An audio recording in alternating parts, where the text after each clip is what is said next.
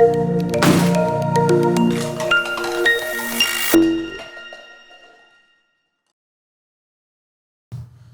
I'm Edwin. I'm Jocelyn, and this is The Long Overdue, a show about libraries. And each episode, we will feature a special guest and a short conversation, focusing on the Sul Ross Library and beyond. So today's guest is Scott Cupp. He's the director of life at the Office of Internal Audit here at Sul Ross. He is also the gracious donor of our comic book collection in the library.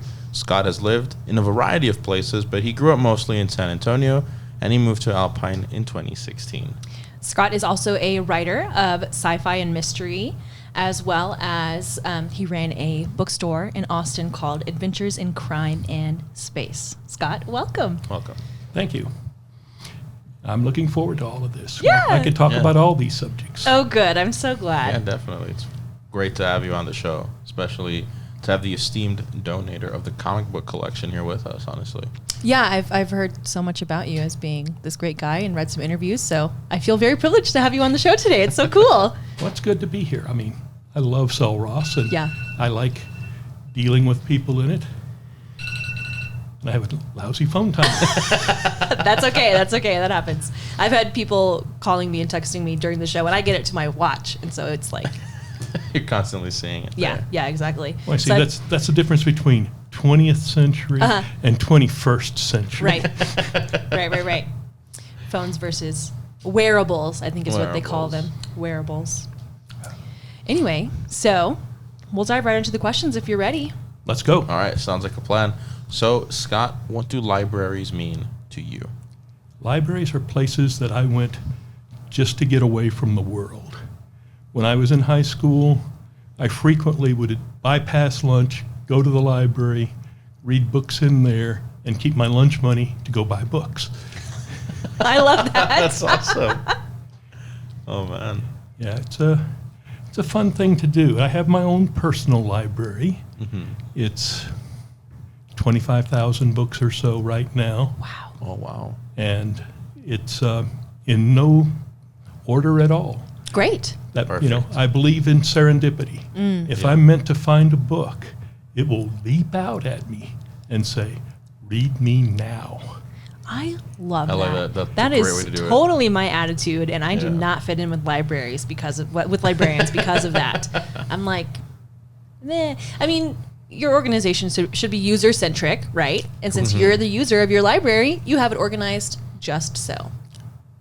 Yeah. Organized. Yeah, we use serendipity as our main god. I love that. That's awesome, honestly. I'm going to start telling Kenny that when he's like, "Why are your clothes all over the floor?" I'm like, it's serendipity. It's serendipity. If I'm meant to put those clothes into the dirty laundry, they'll make it there. They'll make it there. So. If you're meant to wear it, it will leap out on top Exactly. and just say, "Me." Exactly. Me. Oh, I love that. I have a new life philosophy. It's perfect. Perfect indeed. So, you talked about how much you love Sul Ross, and you've talked about how important libraries are to you. How does our library specifically fit into that frame? Your library is rather unique. I mean, the town library is so-so. Okay. The Sul Ross Library is bigger and more organized, and it has a lot more stuff. Yeah. And I love stuff. Yeah. That I like seeing it. I like having my books. Well, here they're close to me. I'm like 200 yards from being in the library on a normal day. Yeah. If I'm at home, I'm half a mile from the main town library. Yeah. And they don't have the amount of shelf space you do. No, they do not. And they have to keep rotating things in and out because, that's just the way a modern library is. Right. And my library is anything but modern. That I have stuff that I've had since probably the late 60s. Wow. Wow. And it's, stays with me. But recently, I was sitting at home, and at home I have this big bookshelf right directly in front of my main chair. It's right next to the TV. It's 7 shelves. They're each about 3.5 feet long. And it was filled with comic-related stuff. It had all these DC and Marvel reprints. It had a lot of weird stuff, books about comics. And I looked at it one day and I'm going, I haven't touched a book on those shelves in a couple of years. And, they're nice, but I would rather other people have a chance to see them and to experience them and to love them and pet them and call them George. Yeah. All those things. And so I talked with April at the library and I said, I've got all these books. And she goes, yeah? I said, would you be interested in 500 or 600 books about comics? And she's like, yes. Yeah. And so I got together, I want to say it was like 8 boxes Wow. of books, put them all in my car. I had entered them into a spreadsheet and brought them to her. And it took them most of a year to get through them and to get them all out on the shelves. And they're Yeah. all nice and together. And I can come over and pet them and see them, and, scratch under their chins. Yeah. Make sure they're doing good. It does. Yeah. And I had several people who knew about this, including some professors who came by and said, whoa, I like this. Yeah. I like this a lot. And so after I did that the first year, I did it again. Nice. And so I think I have somewhere around 700 or 800 comic-related volumes in the library right now. I still have several hundred at home. Wow. It's just what I like to read about. Yeah. Yeah, no, Absolutely. definitely. And like any good modern librarian, I would much rather have it on the shelf, not being looked at, than have somebody looking around going, God, I really need to see this or want to know about this. So since I came in, I started reading comics about the time of the transition from the Golden Age to the Silver Age. Okay. So I was seeing things like all the DC superheroes being reinvented. Okay. When I saw the Atom in Showcase, I was just going, whoa. My eyes lit up. Saw Green Lantern, Cool. stuff like, and I saw the original Marvel stuff start Yeah. coming up. The Hulk 1, early Fantastic Fours, Spider-Man. Wow. And I just was going, yeah. I want to read the first 300 issues of Spider-Man Yeah. over the weekend. And so I said, a lot of the kids here, they don't know what that was like. Right. Yeah. When you're going into a store and you say, issue number 2. Ooh, wonder if I can find a number 1 somewhere. Yeah. And give you something to look for and to something to become involved in. Yeah. At one point I had, maybe 2,000 or 3,000 books at home. Wow. And then in the late 60s, my parents said, no, we're not moving them anymore. So I got to keep like 5 books and all the rest went away for 10 cents a piece. Oh, Jeez. that's tough. That is tough. But they let me keep my novels and my other stuff. Okay. That's good. But then I started buying again. Yeah. And I just accumulated and accumulated. And I was looking at something the other day and I ran across a Marvel No Prize that I had won in like 1968. Wow. What? And somewhere in the late 70s, I managed to see Stanley and got him to sign that. And he goes, man, I don't see many of these anymore. And it came in a special envelope. And so he signed that too, even though he was limiting the number of signatures he did, Yeah. because I'm so old, they were doing this thing, and he was doing it for free. Okay. That's awesome. That didn't stay that way for very No, long yeah. afterwards. Sure. I've heard from people that got the chance to meet Stanley that he was such a sweetheart. He was. that your experience? Yes, Yeah. I mean, I really enjoyed meeting him. I've met many of the Marvel and DC creators. My wife was a very good friend to Julia Schwartz at DC Comics, and he would come to San Antonio, or to Dallas at that point we were living, and we would go out to dinner, and he would escort her around, and she would be the shill keeping certain people away and getting others to come over. I love that. And we just had a great time. Cool. And he introduced me to a lot of cool people. That's awesome. That's awesome. Definitely very awesome. That's a lot. That's a Yeah. lot. That was a great answer. Definitely. So what's your history with libraries? What was it like when you were a kid going to libraries? Well, my dad was in the military. Okay. So between 1952 and 1960, I lived in Oklahoma, Germany, Maryland, Virginia, Kentucky, Texas, Alaska, and Texas. Oh my God. Wow. I came to Texas the last time in 1962, and I've been here ever since. Okay. But it meant school was intriguing. Yeah. I went to first grade in Virginia. I went to 3 different second grades, 2 different third grades, 1 fourth, 2 fifths, 6, 7, 8, 9 in the same school district. Okay. And then I moved to San Antonio and finished high school there, That's a lot of That is moving. a lot. Wow. which was one of the reasons why I didn't get to keep a lot of the comic The books books. for Yeah. a long time. Yeah. But it got me meeting a lot of different and interesting people and seeing a lot of different stuff. Yeah. So I enjoyed that part of it. Yeah. Not reestablishing myself at a school every year, but Yeah. That's hard. You're the new kid Yeah. like every year. pretty close. Yeah. Yeah. That I went from, when I was in junior high, I was the class valedictorian and was running about a 98% in 9th grade. Then I moved to San Antonio and had no history with the district. Oh no. So I'm back with everybody else that I missed on getting advanced classes Oh. on a couple of things. Yeah. Dang. But it was good. Yeah. Very small school. Everybody there was related to the military. Of course. My dad retired while I was a junior in 1969.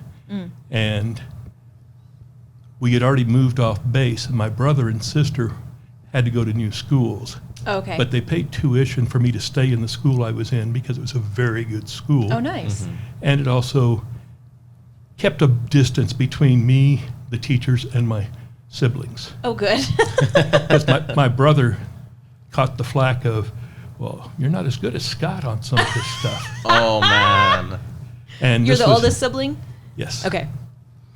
So it was fun, but only because I was the oldest. Right. Yeah. If I'd been the youngest, it would have been, oh. Yeah. Yeah. Not as fun. Cool. What were your school libraries like in those different places? I was in essentially 2A or lower schools. Okay. So they were not very big. Yeah. That I could probably replace every book in any of those libraries out of my own collection right Oh, now. no. Wow. Yeah.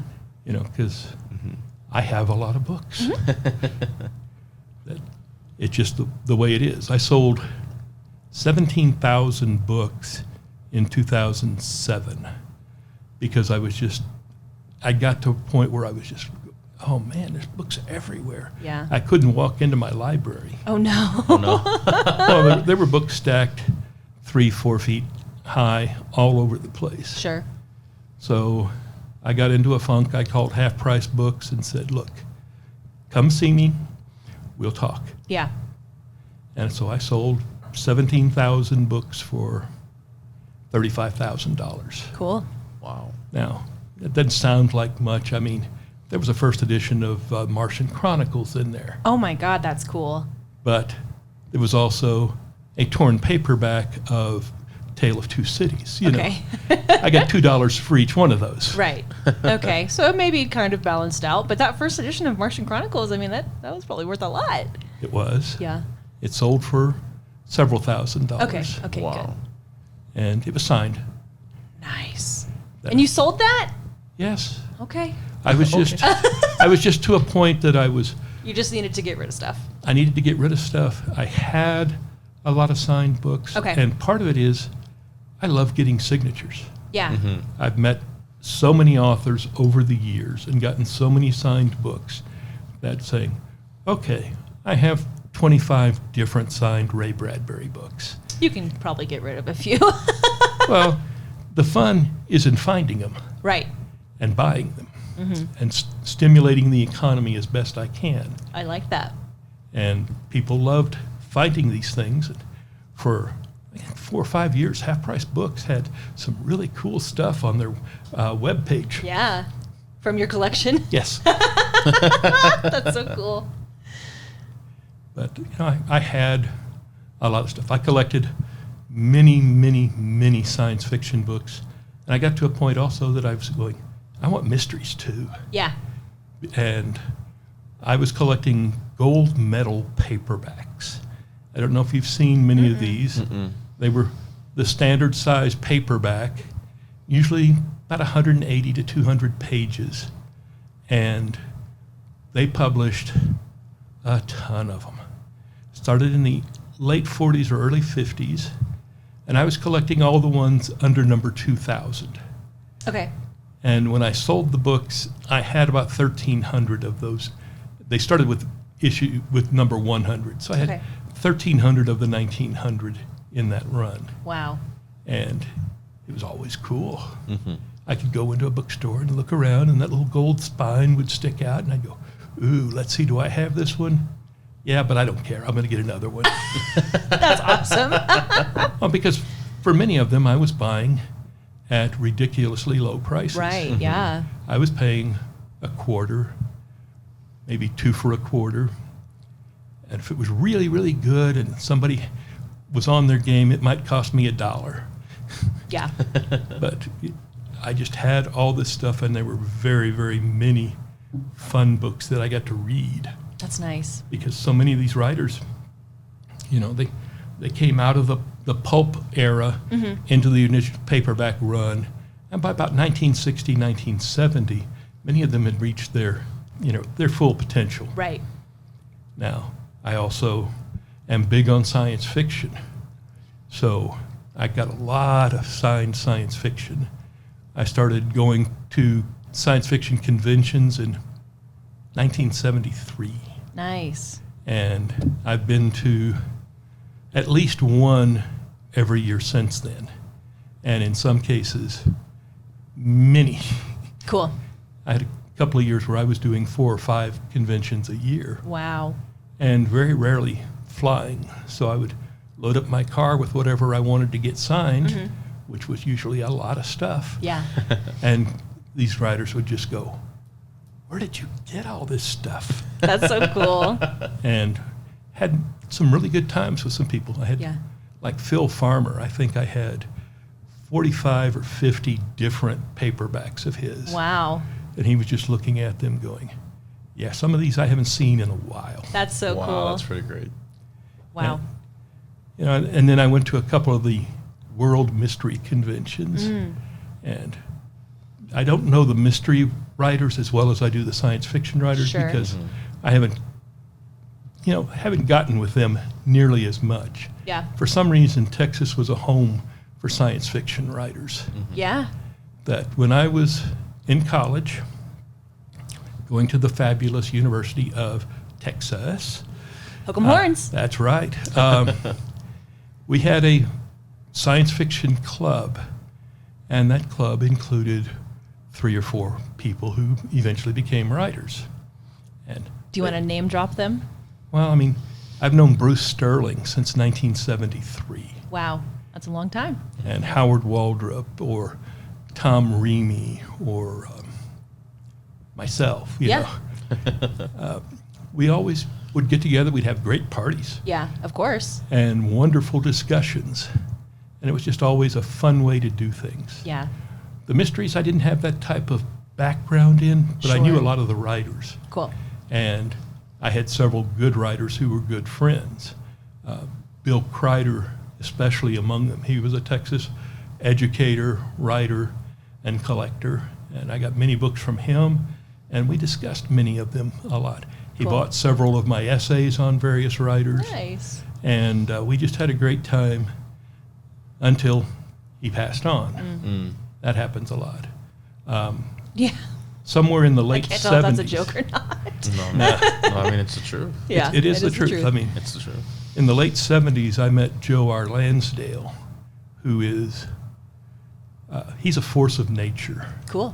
That he is a writer of westerns, mysteries, science fiction, horror, nonfiction, and whatever it is that comes out of his pencil or typewriter whenever Wow. he sits down. And sometimes you can't get an even idea what it's going to be about. Nice. And I have probably one of the best Lansdale collections in the country. It's not totally complete, but what it's missing is not bad. Okay. Okay. That in terms of books, I've got all the books. Nice. Nice. In terms of magazines and short stories, I've got most of them. Cool. That, you know, if it was really good, it ended up in a book, and that's fine. Yeah. And somewhere along the way, he's dedicated a couple of those to me, so Aw. I have that's those great. as special things in there. I love that. Yeah. Oh, it is. It's fun when you, particularly when he doesn't tell you about it. Oh, yeah, and it's a surprise. And you open up the book and it says for Scott Cupp, and I'm going, holy cow! That's me. That's me. That's so cool. Yeah, it's pretty special. Yeah. When did you start collecting? What was your first collection that you remember Yeah. making? Well, I had comic books from 1962 to about 1967, and then my parents made me sell them. So I got a few more over the years. I bought some like Doc Savage paperbacks a little bit at that time. But really, once I got to college and started meeting people and hearing about things, that's when I really started collecting. Gotcha. So about 1971, 72, I got a lot of stuff. Cool. And I kept that until 2007. In 2007, that was when I had all these books everywhere, and I sold 17,000 in one day Wow. Wow. and started all over again. I'm not sure how many I've got right now, but I've got, probably 20,000 now. Just picking them back up and going, yeah, I shouldn't have got rid of that. That happens to me whenever I'm going through my closet and getting rid of clothes, Yeah. and then I'll be like, "Where did this dress go?" I'm like, "Oh yeah, I got rid of it. Why did I do that?" Yeah, it's always fun. I mean, I still go to conventions every year. This year I'm going to one devoted to Robert E. Howard. Okay. Do you know Howard at all? He was a Texas pulp writer Cool. in the 20s and 30s. Nice. That he lived in Cross Plains, which is about 30 miles outside of Abilene. And he started selling when he was 16, and he died when he was 30. Wow, that's so young. Well, it was, there were weird external circumstances, Sure. but he killed himself. Oh, okay. Oh, that's unfortunate. But he's really an amazing writer. You've heard of many of the people he's associated with. I'm sure. He created Conan the Barbarian, Okay. Oh, wow. and he created Solomon Kane, who was a Puritan fighter. He wrote, I think I've got 4 volumes of fight stories right now Cool. that are Oh. humorous and weird fun. He wrote westerns, he wrote mysteries, he wrote horror. He wrote lots of horror. He loved it. Cool. And about 10 years, 12 years ago, I went to one of the gatherings that they have in Cross Plains, which is where he was from. Right. And I really enjoyed the people that were there. And we got talking. I did a couple of panels with them. And over the years, I just said, it's a real small, it's got like 2 or 3 programs a day. And it runs 2 days. So Yeah. it's not a lot of stuff. But the people they're really devoted to his work. And they love reading it aloud. That each Saturday closes with a group of people on the front porch of his old house, reading his poem Samaria in various different languages Oh, nice. to an appreciative crowd. There'll be 100, maybe 200 people there at this thing. But it's one I really don't like missing. Yeah. Mm-hmm. That sounds very special. Definitely. And then I'll go to Austin for Armadillo Con, which is a convention I helped start back in so it was the late 70s. Okay. We meet every year there. I've missed one over the years. I just was sick that particular weekend. I was out here, and Sol Ross and Alpine to Austin's a little bit of a drive. It can Yes, be, it yes. And as you may have gathered, I'm not 22 anymore. 25, Yeah, that's it. No, it's it gets to be a long drive. Yeah. Each year a little bit more so. Yes. But I helped start this convention. I was Toastmaster there one year. Wow. And I get to go see a lot of friends. But as I get older, so do they. And not quite as many of them keep coming back. Right. Because, age is a thing. Yep. It's a killer. Yes. And this year, I just lost my best friend who helped start this convention, a guy named Willie Cyros, who has been a Texas fan since the early 70s. And he just fell over dead one day Oh, in January. man, that's pretty recent. Yeah, so there'll be a lot of people there talking about him. I'll be trying to sell some of his books because he was the big bookseller there. Okay. Yeah. That he and I had started a business. When was that? Somewhere in the late 90s that we called Adventures in Crime and Space. Cool. Ooh. We had a bookstore on 6th Street in downtown Austin. Wow, okay. And we had some very good people come through. You just never knew who was just going to drop in. Mm-hmm. And we had some wonderful signings, but it was expensive. Yeah. And the landlord didn't share our enthusiasm. And he wanted money on like the first each month. Oh, And sometimes we didn't have that much business. right. Mm-hmm. So there were several months that Willie didn't get paid at all. And it was a fun time. Yeah.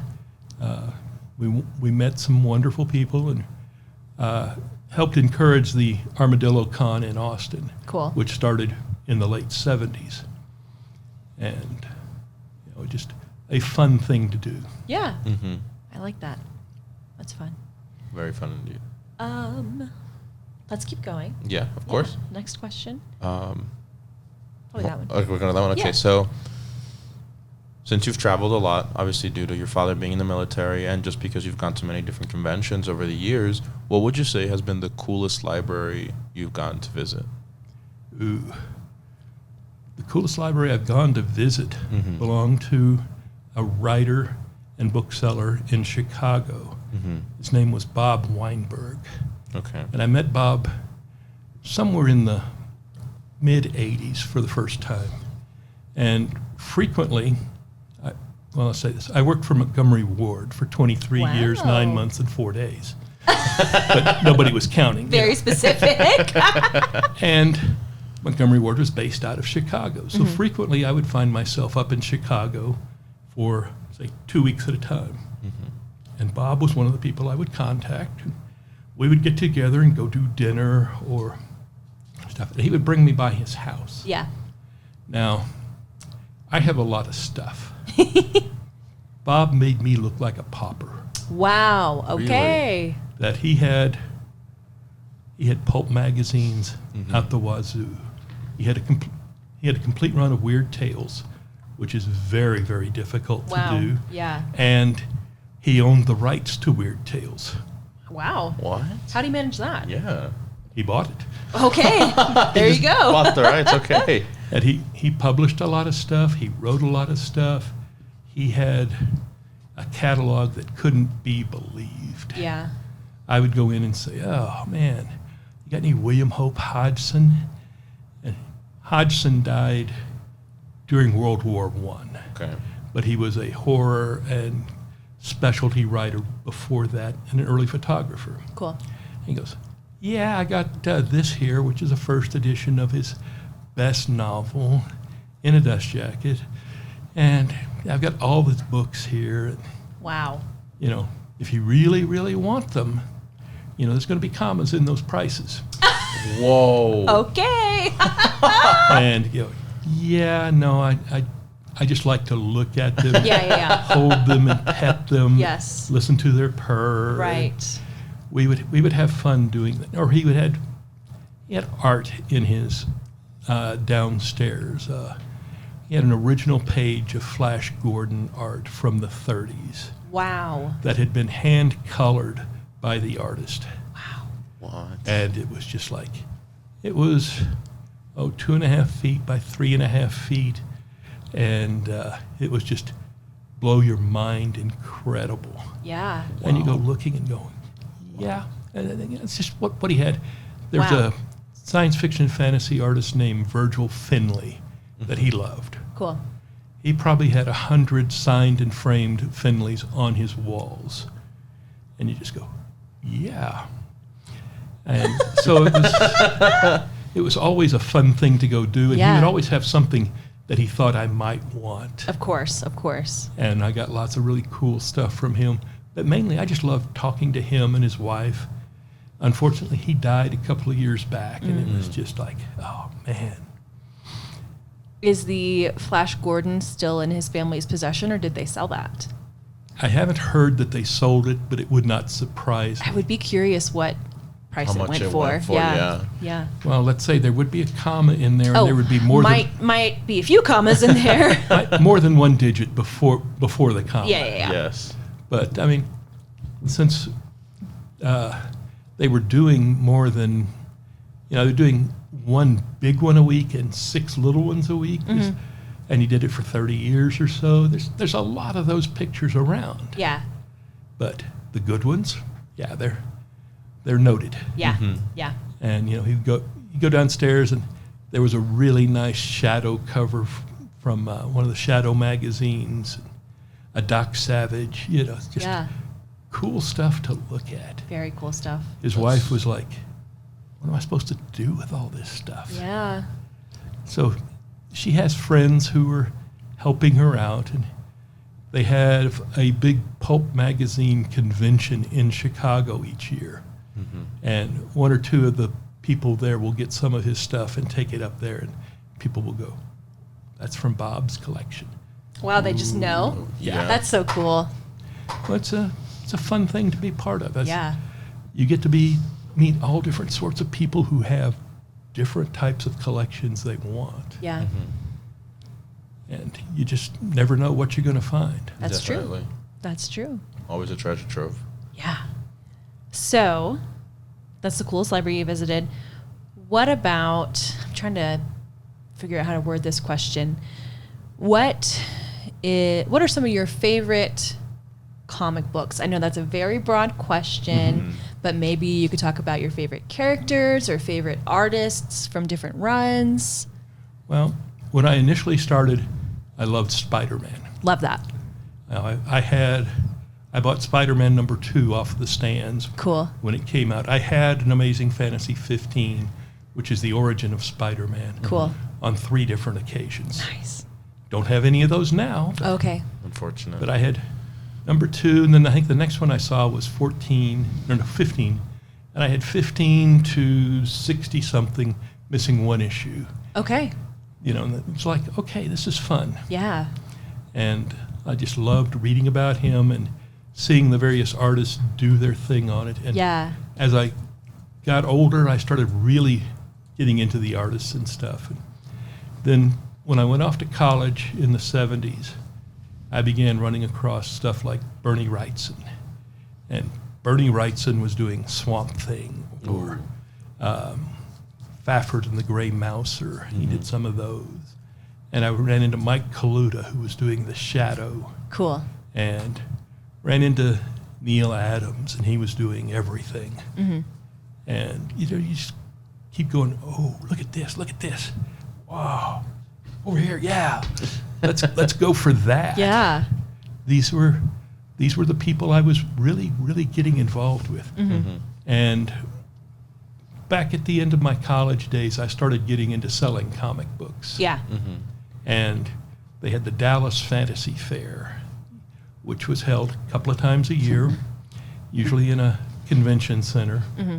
And I was one of the few people there not selling comics. I was selling books. Oh, okay. Mm-hmm. But I was bringing comics that I wanted to get autographed. Sure. And because I knew so many people, I got a lot of cool stuff. Yeah.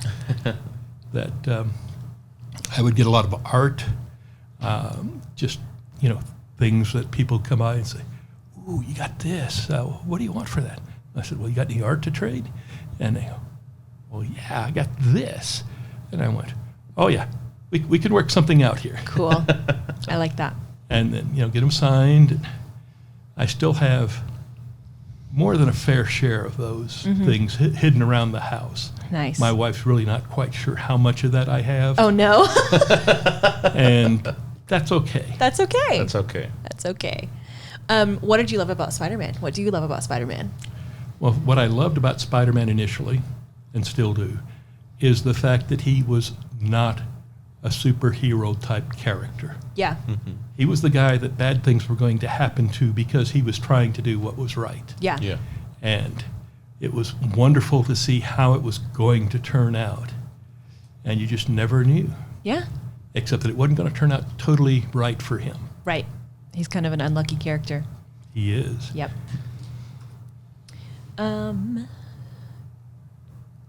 Our next question is, how did you get into comic books? But we've kind of touched on that. But Well, in 1959, my dad was transferred to Fairbanks, Alaska. okay. And so I went to Fairbanks with him, which had its own issues, but you didn't have a full lineup of TV back then. Right. The TV channels came on at 3 in the afternoon. Okay. Before that, there was nothing. Whoa. No Today Show or anything funky like that. You just did, whatever you did until TV came on, and Wow. then you could read and watch things. And I enjoyed that part of it. And I had a lot of friends who, like me, we were on military bases. So Right. they had been transferred around a lot and moved, and we would do things. And one of the odd things I collected during that time frame was Classics Illustrated comic books. Cool. They were a little more expensive, but they were a little bit longer, and sometimes they had great art in them, and sometimes it was okay art. But they all at least had a good story to I tell. like that. Mm-hmm. And for a while, that was all I bought. And then I said, well, maybe this Black Hawk comic, or maybe Superman or Doom Patrol or one of these. And Doom Patrol. it was, just fun to get into and Yeah. to talk about with the kids at school. And then in 1962, I lived in a little town called Iowa Park, Texas, which is about 10 miles outside of Wichita Falls. Okay. Now, it's a very small school, very small town. Yeah. I think in 62 it had 5,000 people in it. The last time I looked, which was about 2012, it had 5,000 people in it. Wow. Okay. Wow. Well, there's a military base in Wichita Falls, right? No, it's outside of Wichita Falls. Closer to It's Iowa Park. Shepherd Air Force Base. Shepherd Air Force Base. Okay. Okay. I spent 2 weeks in the hospital there once. Okay. What for, if you don't mind me asking? I had pneumonia. Oh, okay. Oh, okay. Really fun stuff. Yeah, super fun. Have the doctor sit there and say, I want you to stay in bed all day, take the stuff I give you and stuff. And then have the nurse come in at 10 a.m. and say, out of the bed, I want you to make this bed up right now. I said, the doctor said not to get out of the bed. She said, I told you to get out of the bed and to make it up. Oh, no. That And- sounds like a military hospital. And who are you going to argue with? Right. I said, I'll argue with the doctor. Yeah. For sure. For sure. But, those were fun times. And, you just go in and do what you got to do. Absolutely. So what we want to ask this, but specifically about the comic book collection. Oh, yeah. So if you can recall a lot of the comics that you donated to our collection, what would you say is one of the most notable comics in the collection. There are lots of really cool things There in are. there. Yeah. I mean, if you want to know about the history of comics, there's a lot of the early Superman, Batman, stuff like that in the DC Presents and things of that sort. For Marvel, there's all the early Fantastic Four, Spider-Man, Hulk, things like that. Yeah. Thor. I love Thor. Me too. And, I love Loki, actually. well, Loki didn't show up for about 3 issues. I think it's issue 3 or 4 that he first appeared in. Nice. And you go, whoa. Who's this green guy? And I also collected a lot of the independent sort of things. You just never knew who was going to be publishing something weird. Right. Yeah. That I worked for several comic book stores when I was in San Antonio, or Dallas. Not in San Antonio, but you just would, something would come in and you take a look at it and you go, okay, this is odd. This is fun. Yeah. First Comics or, I can't even remember. My brain is slowly going away. I think that's the case with all of us.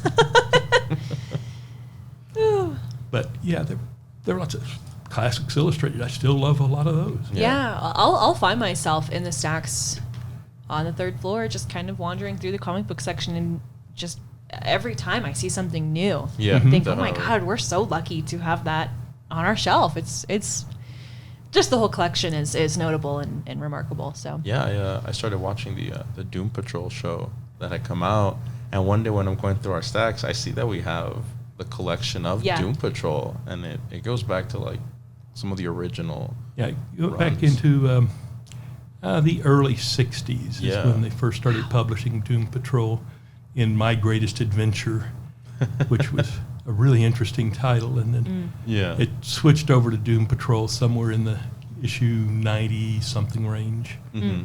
And they're lots of fun. And Yeah, they are, definitely. even up until like the 2000s, it got some really weird writers and stuff. Yeah. If you've watched any of the shows on the cable, you'll see some Grant Morrison type things in there, and those are weird. But they're fun. Definitely. And the TV show or the series they did for, who was it? Whatever. The TV shows is a lot of fun. Robot Man gets involved in all sorts of weird shenanigans. He does. And he's played by Brendan Fraser. Yeah. I love Brendan Fraser. He does a great job playing Robot Man. It's pretty awesome. Yeah, it's just has no real good sense of anything. No. And it's weird to see how they decided to present it. Yeah. Because they use some of the classic Doom Patrol stuff, and then they get Crazy Jane in there. Yeah. And Crazy Jane never was really a good member of the Doom Patrol, but she had a lot of fun in the series. Yeah. Cool. And if you watch that and then you turn over and watch some of the, I think it's Teen Titans. Yeah. You get some of the early stuff with Doom Patrol in there too. Yeah, so it's fun to watch. Yeah. And you go, okay, I recall watching Howdy Doody and stuff. Now, if I was that age, I could watch Doom Patrol. Times have changed. Yes. Yeah, most definitely. Absolutely. Most definitely. Yeah. Before we get to our last questions, we heard that you know George R.R. Martin. I've known George Martin since about 1973. How'd you guys meet? That I was in Austin going to college, and several of the people in the college were science fiction fans, and we did a lot of stuff together. And one of them was Lisa Tuttle, who is a major science fiction and horror writer. And she and George were working on a book together, thing called Windhaven. Okay. Okay. And it's a wonderful little book. And so George would come to town, and he and Lisa would get together, and there'd usually be a writer's workshop going on the weekend and stuff. And I would always go to those things. I wasn't very good at writing at that point, but I would always listen. Yeah. And so, I've known George, I guess, nearly 40 years, 50 Wow. years. What's he like in person? He's a nice guy. Cool. He really, really is. Nice. Now, if you try to abuse him or, one of his friends or something like Sure. that, he will let you know he's not happy. Oh, good. Oh, Good. And he can do that quite well. Oh, good. A fierce friend. I like fierce that. friend, yeah, definitely. That's good.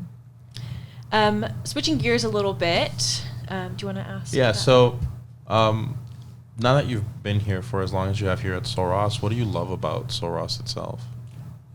First of all, I love the campus. Mhm. There's a lot of really cool and neat people here.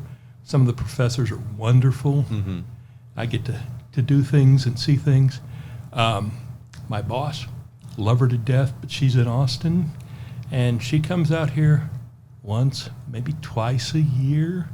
So that's really nice too, Yeah.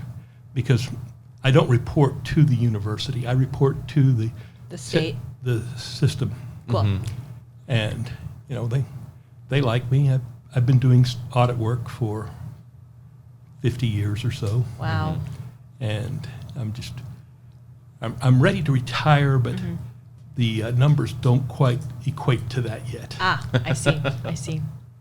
Because I came here with a background I did retail audit for 20 years With Then- Montgomery with Ward? Montgomery Ward. Cool. I started there in 1967, and in 2001, they filed for bankruptcy and liquidation. Mm-hmm. And I went all the way through that liquidation part and got my bonuses and everything else. And then it was like, okay, what do I do next? Mm-hmm. And I ended up working for Zachary Construction Company. It's a big Texas contractor. Cool. Knew nothing at all about contracting. Didn't know anything about retail when I went to work for Ward. Sure. So, Mm-hmm. and at Zachary, I moved up as much as they were going to move me up. Okay. And then one of the guys I had worked for early had gone on and was working for somebody I don't remember right now. They were construction or an audit company out of Houston. Okay. And I went to work for them, and I worked for them 4.5 years. And then one day they said, you haven't been working a whole lot recently. I said, well, it's because you guys haven't found me work to do. Right. And I was living in San Antonio, reporting to a group in Houston, and doing work a lot in Austin. Okay. It was all kind of weird. And one day they just Yeah. said, I think we're just going to cut our losses and do this. I went, okay, whatever you need to do, let's do it. And then I went to work for AT&T. Okay. I worked for AT&T for about 3 years, and there was just not a real good fit there. Sure. I loved the people I was working with, but not the bosses. Okay. No. Yeah. The big boss in Dallas was a jerk. Okay. No easy way to put that. Yeah. But it's just like, and then one day I just got to a point where I'm sitting there going, okay, if I run the car into the bridge over here, I won't have to do this stuff. And it's like, no, that's really not what I want to be doing. Yeah. No. So I stayed up all one night making my plan and went to work at like 5 a.m, cleaned out my desk, left my computer and stuff on my boss's desk, and went home. Love that. It was not an easy thing to do because Yeah. living with no income coming in is not a good thing. No, not at all. And so I ended up being a auditor for hire for a couple of years. Nice. I worked for, I did some insurance company stuff. I did a telephone company. I did just various odd things that they would say, come in and say, why don't you go do this? So I was working 3-4 months out of the year, Yeah. which does not do your savings any joys. No. No.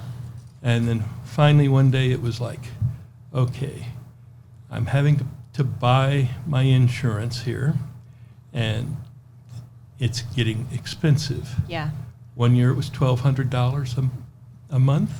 Whoa, No. No. The next year was $1,500 a month. See, that's when I'm considering veering left into oncoming traffic, but And then it got to $1,800 a month. Oh, man. And I said, I got to have a real job with real benefits. yeah, Yeah. that's the best part about working here is the So- state benefits. Yeah. Pretty juicy. I had somebody tell me about working for the Texas state system, and I said, okay, let's go ahead and I'll filling out applications. I put one in on a Tuesday. I got the first call on Thursday, a second call on Saturday. Then I talked with them more the next week. Then I went to Las Vegas for a week, came back, went to Austin for a job interview, and they said, yeah, well, let's go out to Alpine and have an interview out there. And it Yeah. took 3 weeks to schedule that. Yeah. Wow. And then went out there. I drove up on Tuesday. On Wednesday, I met with everybody here at the university. On Thursday, they offered me the job. On Friday, I drove back to San Antonio and started getting ready. Yeah. And then the 1st of May that year, I joined up and drove to Corpus Christi because we were having an audit conference there. Nice. So I spent 5 days in Corpus Christi on somebody else's dime, which is always a good thing Yeah, to do. that sounds wonderful. And then on Monday the next week, I drove out here, met up with Brandy, and got set in one of the cabins out here, and started looking around. While we were out here interviewing, my wife and I had looked around for a possible house. We found one. We made an offer on it while we were here, and they accepted the offer the next week. Cool. So then it was just a matter of trying to sell our house in San Antonio, which never happened. I still have that house in San Antonio. Oh, no. Wow. And I have a house here, Okay. which is not really the best way to, No. improve your life. No, not at all. But my nephew, who is a comic book writer and artist, is renting the house in San Antonio. Cool. So I only lose a little bit of money each month instead Right. of a full value. Okay. It's, Yeah. and he keeps it nice and clean, and That's the neighbors good. love him. That's good. And I still have that house there and this house here. Yeah, so now when you retire, you have options. Right. It's like, do I want to live out in Alpine the rest of my life? No. Well, that's actually our next question, and our final question is, what do you love about Alpine? You've been here about 7 years, is that right? It's 6 years. 6 years? 6 years. Alpine is filled with wonderful people. Yes. I love a lot of the business workers out here.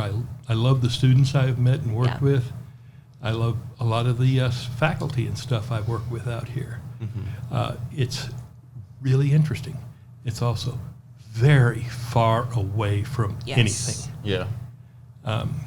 I'm going to a convention the first weekend in June, I'm sorry, and I have to take a day off to travel. Yep. Then Friday, Saturday, Sunday there, and a day off to come back. Right. Yeah.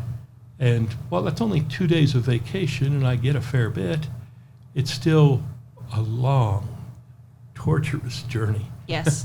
Yes. Absolutely. I mean, Yeah. I recently had to go to Dallas-Fort Worth for a meeting, and that's a little over 500 miles one way. And you go, okay, now, if it was all direct and freeway, that wouldn't be too bad. Yeah.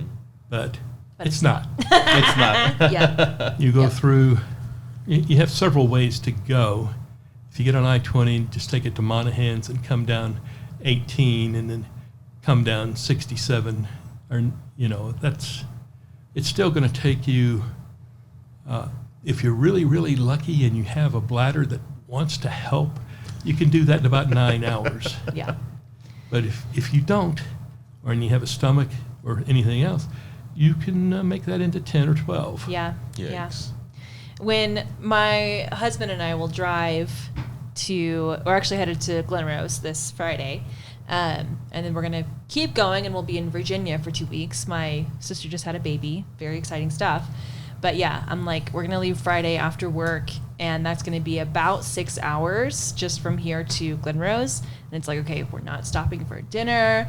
The only bathroom breaks we're going to take is 2 whenever we need to get gas probably in Fort Stockton, which is not very far. No. And then we'll stop in like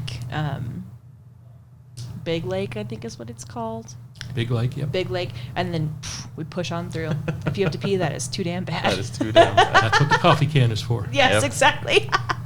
And it's nice because we can take turns driving, so we don't get like too exhausted. But still, it's we're far out here. Yeah. Yeah, Alpine's far out. I made the drive from Austin to Alpine several weeks ago and discovered that my body was not in that sort of mood.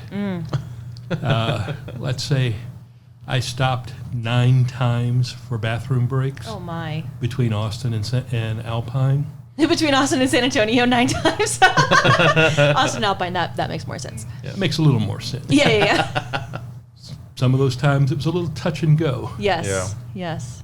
but it's what we got. It's Yeah, what we got. definitely. Yep. And other people say, oh, I like living in a small town. For the most part, I do too. Yeah. Mm-hmm. But, if I want a Taco Bell, God forbid, it's 3 hours minimum. Yeah. Not happening. No. I was craving Whataburger so bad last night, and I just had to lay in bed. Sad. Sad that you can't get one. Yes. Yeah. Yeah. And, I talk to other people who live in small towns. I say, well, it's not that far to someplace good. And going, yes, it is. Yeah, It's- in Alpine. It is. I grew up in a town smaller, Glen Rose, right? Smaller than Alpine, but it's only 30 minutes to a Starbucks or a Walmart or all those brands, Right. So it wasn't that big of a challenge. Whereas here, it's like, 3, Sorry. 4 hours.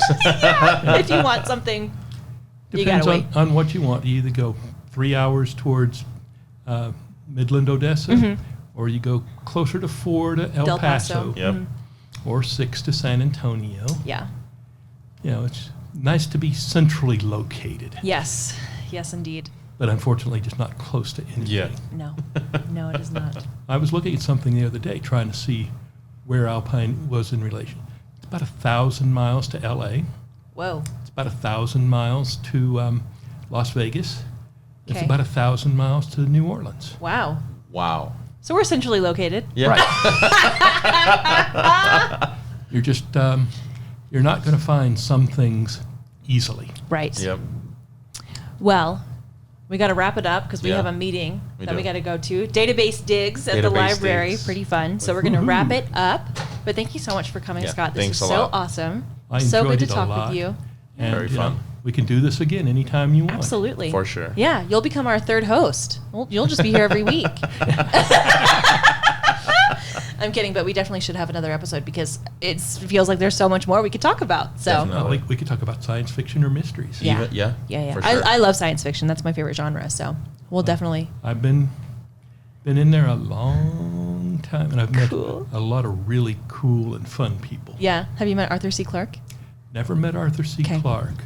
I did meet Heinlein once. Okay. Cool. And That's special. I spent a good deal of time with Brian Aldiss on a couple of occasions. Okay. What about Ursula K. Le Guin? I never met Le Guin. I've talked to her on the phone. Well, that's more than I will ever have gotten to do. A lot of those people that I'm a Texas guy. Yeah. Yeah. I don't get very far out Sure. of Texas unless I have to. Yeah. Mm-hmm. Amen. And Le Guin's West Coast, Northwest Coast. Aldous was England, but I got to be on a couple of panels with him, and I got Cool. to help drive him from College Station to DFW with a guy. Cool. And we were having a wonderful time talking. We were deep into stuff, and the guy who was driving fell asleep and tried to drive off the road into a bridge. Oh. And Oh man. we got him woke up and continuing on, and we started talking about Three's Company. Good. Something a little more engaging for the then driver. we got to DFW and dropped Brian off. Okay. And I still had to go back from DFW to College Station with this Oh. Aggie driver. and he wasn't about to let me touch his car and drive. Even though he had fallen asleep driving his own vehicle. Yeah. Oh my. Wow. Okay. Well, that's as good a note as any to end up definitely. on. So thanks for coming on the Long Overdue, and be sure to check us out next week. Next week, yes. I'll be looking. Thank you. Awesome. Thank you. Thank you very much.